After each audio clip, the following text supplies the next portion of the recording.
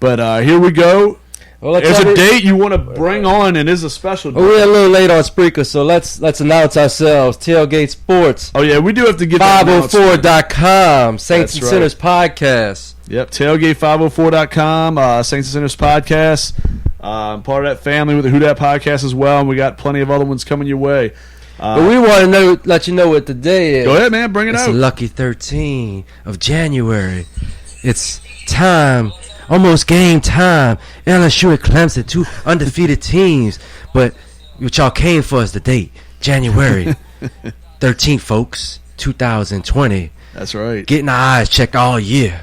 We're still in the afternoon. I mean, I know Dancing Bear usually likes to give the afternoon, even if it's 8 o'clock at night. At Cleary Tavern last week, it was still good afternoon, folks. But speaking of the Dancing Bear, he's in the house, along with Lisa Baquet. What's up, guys? What's going on? It's a big Monday here. You know, our Saints season's over.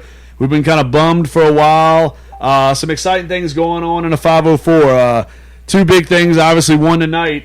It's going to all start Clemson, LSU, the Battle of the Tigers. You know, what happens here? Something's got to give. Two undefeated teams, perhaps the top two quarterbacks in the country. This year's number one, possibly against next year's number one pick.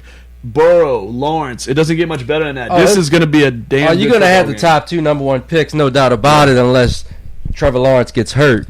Yeah, I mean, is this Ronnie he could Bass break his versus hip and he Macaulay still Culkin? might go number one. I mean, that's what I'm saying. Like, you see all the stuff on Facebook, it's like Ronnie Bass versus Macaulay Culkin, because Joe Burrow does look like an overgrown version of Macaulay Culkin. You know what I'm saying? And your boy, I don't see the Ronnie Bass thing except for the hair. From Remember the Titans, but I guess I see where people are going with it. A lot of people, accuse him of looking like, a guy that used to be a lady. I don't know, man. He might have been the drummer in Right Said Fred, for all I know. But if they had a drummer, but it's gonna be an interesting game, man. This is the best team LSU's faced all year. Gotta watch what we say. We don't want to, lose the podcast. No. Yeah, you gotta watch it. See, especially, man. I'll say this is going to be a heck of a game tonight. I think it's a 5-point spread. Obviously, LSU's going to have a hometown advantage, basically, being in the backyard. I mean, Baton Rouge, an hour away, roughly. I was downtown earlier today. I mean, it's 70% LSU fans from what I could see on Poydras, Canal, Loyola, all these streets downtown. Only 70%. I would say about 70% LSU, 30% Clemson from what I saw. You didn't see any orange? There was some orange, but it was mostly LSU. Now, maybe the orange is hiding out somewhere. I don't know. The weaker of the Tigers? They're hanging out the tourist traps and stuff, man. But you know what's funny? They always, despite the tourist trap thing, they always find Parkway, which I guess Food Network has made everything accessible now. I mean, the good places when you go in different cities now. It's not, there's some people that actually have wised up and avoid the tourist traps. Because, dude, every time there's a big game like this at Parkway, I try to get a po' boy, try to get an oyster on Monday because there's only 2 days a week where the oysters available over there. And, the lines are, like, wrapped around the block usually, man, when these games are going on. But anyhow, not to gripe about that, this is going to be the best running back-quarterback combination that LSU's seen all year with ATN, with Lawrence. You said it yourself about ATN. You said he's got the breakaway speed to really do some damage. I think, unless somebody comes out of nowhere, he's definitely going to run the fastest 40 in the running back group. And it's not just that. He's very bursty. I mean, you watch him play, and he makes angles look just disappear. You see two guys lined up ready to tackle him, and he just zips right past them against good teams. So he's a big play potential running back, and that's something you have to worry about. That's what he is. He is the big play guy in college football. And for the LSU fans that maybe aren't familiar, he did it last year in the playoffs. I mean, everybody should be familiar with Trevor Lawrence, defending national champion. He hasn't lost a game. He can go 30-0 if they beat LSU tonight. That's in play. He is a runner. He can run. He's a great passer. He's, I believe, 6'6". The man can run. He had to run last week a little bit against Ohio State. And he has the weapons at his disposal. T. Higgins, Justin Ross. Those guys made a lot of big plays, in the last couple of years. And in the defense, the guy really that LSU has to be aware of. Now, this isn't one of those years where they have a Shaq Lawson and Dodd and those guys, maybe one or two dominant presence players up front. Isaiah Simmons. That's the guy, the linebacker, I believe, right? The one who converted from safety. This guy can play. I watched some tape on him. I remember watching him a little bit earlier this season. Converted defensive back to linebacker. He's their leading sack guy. He's got 7 sacks on the year. I think he's got 14 tackles for a loss. The guy, a lot of people talk about, is he going to be the guy that spies on Clyde Edwards-Helaire all night? Redshirt Junior. Junior, that's where he's at, Junior. The dude can play. The dude can play. We have an important announcement. Go ahead, man. What you got, man? What's going on? Very important announcement. Bring that shit up, We have to have a break in the action. Breaking news. Somebody, breaking news. Let's do it. a key figure of the concert that we were just at, the Chopper concert. Okay. Presented by Tailgate Sports. All right. He was in the house. Let's bring this it Friday. Bring him out. The big dog. Big dog is in this house today. Big tonight. dog Ted. We had a great time. Good morning, folks. Friday night. I'll tell you, man, it was a great event, man. To get out the game for just a second. Great event down there. There was a lot of positives, man, down there. I mean, it was Choppa. You had Jay the Wizard, man. Very impressed with those guys, man. And as well, you had Schemes and O-Verses. You had Paul Higgins, man. Very impressive array of talent that night. Really good show, man. And I tell you, man, it went without a hitch. Without a hitch, I'll tell you. And that's not everybody had a good time. Yeah. There was some dancing. I did some white boy dancing, so Absolutely. it had to be a good time. When the running man of Carlton comes, it's when good. when the white boy running man comes out, you're having a party. Everybody got drinks really fast. Mm-hmm. Kudos to Pancho, right? Matthew Heine. Putting on a great show, and we Absolutely. look forward to having a lot more in the future. Absolutely. There's just I have rumors that somebody else may be coming to the parish. There's some talks coming in, man. There's some names that's being mentioned, but I think that's gonna be the hot spot of Chalmette going forward. A lot of music, man. I'm hearing PNC might be there. Partners in Crime could be pumping a party. One of the the biggest acts of our 20s. Absolutely, man. When we were teenagers, man, how many times I listened to that? I remember back on a tape. I remember I was so excited when the CD came out with PNC 3. Pump the Party and Miss Lily. And I remember all those a jams. little guy. They would say, "No, turn that shit off, man. They have girls out here. Turn on PNC." And everybody absolutely. just starts partying. Pump the Party was like the jam. I mean, I'll say this. In New Orleans rap culture, Pump the Party's got to be top 3, right? I mean, it's got to be there. how many? That'd be a great debate, a great story. I mean, Pat would be the perfect person to do a show like this. Does it take out the Bunny Hop? Yeah, I think Pump the Party, to me, it could be the most iconic New Orleans rap song. And maybe, there's going to be some arguments, obviously, from different guys. Like Lil Weezy went big. But I'm just talking about, like, New Orleans. Like, you're in New Orleans when you heard it. Obviously, Weezy became the biggest rapper out of New Orleans. Mystical was big years ago. But Pump the Party, man. I'll tell you this. If we caught those guys at the French Quarter Fest downtown last year, and I like what they're doing with their show. They have instruments. They got guitars. They have bass guitars. They have drums. They're doing a little different thing. They're not just grabbing a mic and having a DJ. Not saying there's nothing wrong with that. But I'm just saying I like what they're doing. It's a little different with their setup, I think other people like Outkast have flirted with that in the past. And, I mean, like I said, that's a show for Pat more than anybody. But I'll tell you, if they can land PNC, that'd be a great show. But here's the problem. This time, and I don't want to spend too much time on this, but St. Bernard Parish cops, man, look, it was a great event.